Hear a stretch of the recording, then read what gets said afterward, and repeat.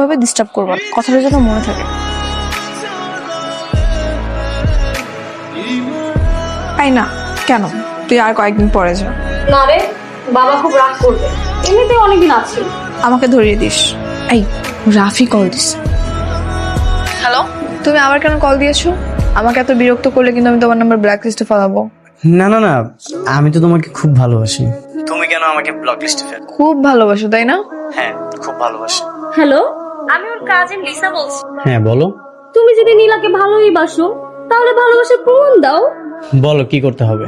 এখন তো অনেক রাত, তুমি কি এই মুহূর্তে নীলার জন্য আইসক্রিম আনতে পারবে?